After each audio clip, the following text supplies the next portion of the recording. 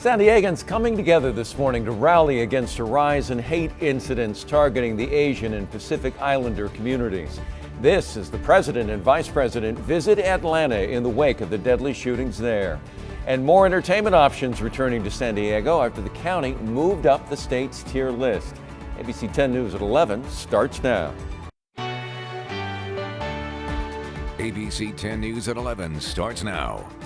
Yeah, welcome this midday. So good to have you here. I'm Jim Patton. I'm joined remotely by my co-anchor Virginia Cha and 10 News meteorologist Megan Perry. Great to see you both, and we'll see you both again very shortly.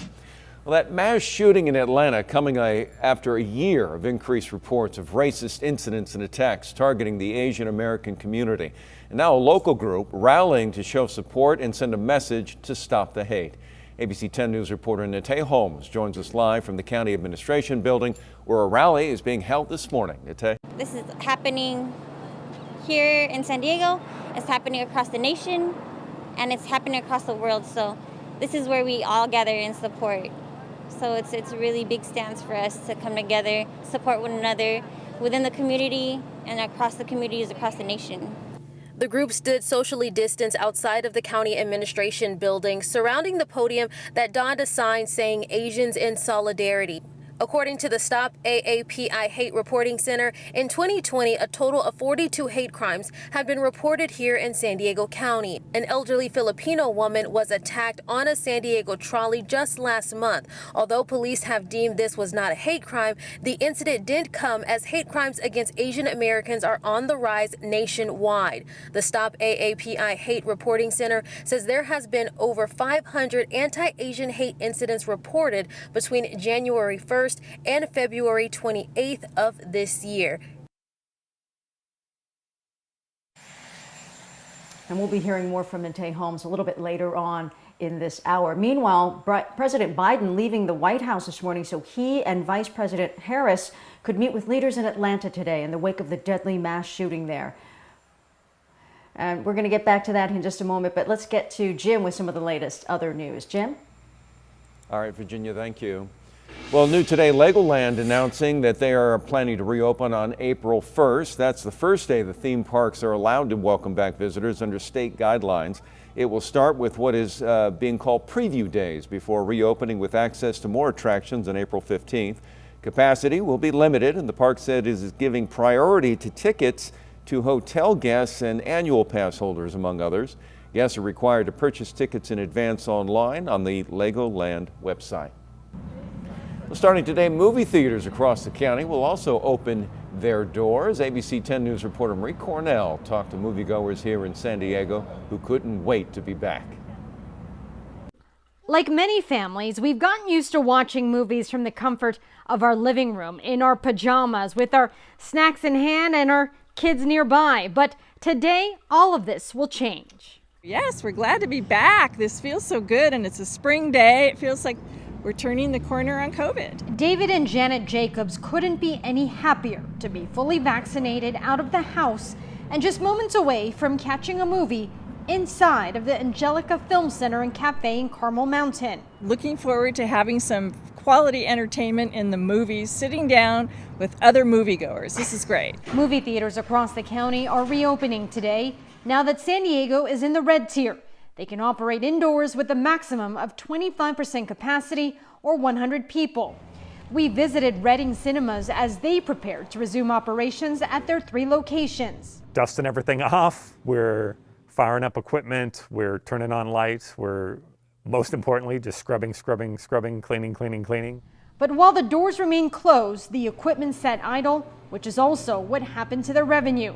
In January, AMC, the world's largest movie theater chain, narrowly escaped bankruptcy thanks to more than $900 million of emergency cash flow made mostly by investors. This weekend, they plan to reopen 40 of its California theaters. And with more businesses reopening, many are hopeful this is the start of brighter days ahead. We're not at the end of the tunnel, but we feel like there's a glimmer of hope there, and we're chugging along. Marie Cornell, ABC 10 News.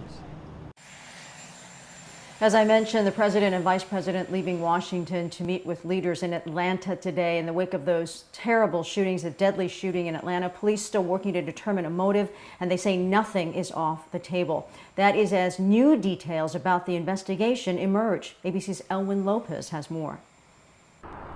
Investigators now believe Tuesday's fatal shootings in Atlanta were likely a, quote, targeted attack driven by a personal grievance.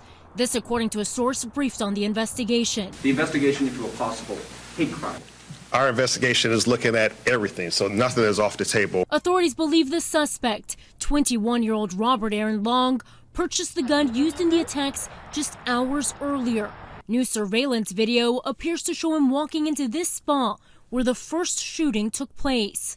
After he walks out, police are seen rushing in. We do not have a witness that actually is alive right now that can tell us who shot him. One of the victims, Emily Tan, the owner of Young's Asian Massage. Yesterday would have been her 50th birthday.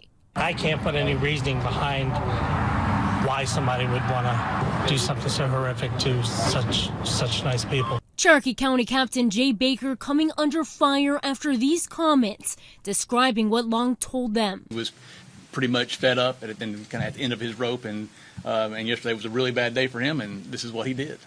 Critics found an old Facebook post allegedly by Baker. It says, place your order while they last, above a photo of a customized t-shirt, which says COVID-19 imported virus from China. The sheriff of the department, meeting with community members, vowed this. I wanted to let the Asian American community know that we have them in our hearts and our prayers. We're committed to a solid case here and a conviction. President Biden and Vice President Harris will be coming here today to Atlanta to meet with Asian American lawmakers and advocates to discuss the rise in anti-Asian attacks. Elwin Lopez, ABC News, Atlanta.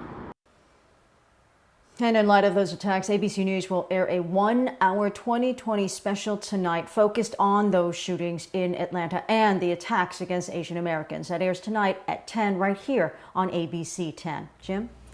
Virginia County officials say they are optimistic about vaccine supply in the weeks ahead. We are encouraged. Our allocation for next week is about a 10% increase over what we have this week, and we've been holding steady or stable for a considerable amount of time. Supervisor Nathan Fletcher, he did say the demand for vaccines will continue to outpace the supply for now. Meantime, we learned that the county signed on with the state's partnership with Blue Shield to keep rolling out the vaccines. We're learning that many teachers aren't using the system designed to make sure that they get access to the coronavirus vaccine. When 80,000 teachers and school employees became eligible, the county wanted to make sure that they had enough availability. So they set up a special website for appointments. But so far, only about 30,000 people have been vaccinated through that site. County's Office of Education says they think many more teachers have been vaccinated, but there's no way to know for sure. So if someone goes to Walgreens or CVS or Rite Aid for a vaccination, there's no way to see how many of those people worked at K-12 schools. Well, as the teacher demand goes down, the extra doses and vaccination staff will get moved to other locations. A follow-up now to a story we have been tracking all week. The CDC officially updating its guidelines, suggesting schools can safely operate with students 3 feet apart instead of 6. That is coming as San Diego Unified prepares to welcome back all students in a few weeks. But the district says they are going to stick to 6 feet of spacing for now. We do not want to try to cram, as many students as we possibly can into a classroom. San Diego Unified School Board President Richard Barrera says the district already has a plan in place and an agreement with the teachers union, so they won't be altering that. They will consider changes to spacing come fall. Overnight, police arresting a driver they say plowed into 2 businesses before taking off. It happened in El Cajon about 11 last night. Surveillance video shows the moment the car rammed into an auto shop before backing up and hitting another business across the street. Witnesses describe the crash and what happened next. I heard this boom, and that's a wreck. And then just a few seconds later, hear another big boom, and it was like, well, this guy isn't stopping, and at that point I grabbed my phones and took off around the corner here and saw the guy climbing out of the passenger side He take off running? Oh, yeah, he took off running. As soon as his feet hit the ground, he was just... The driver was gone by the time police arrived, but they tell us they were eventually able to track him down. They say they suspect DUI. And this isn't the first time something like this has happened at that auto shop. This is video from 2019 when a driver crashed into 2 cars before hitting that building.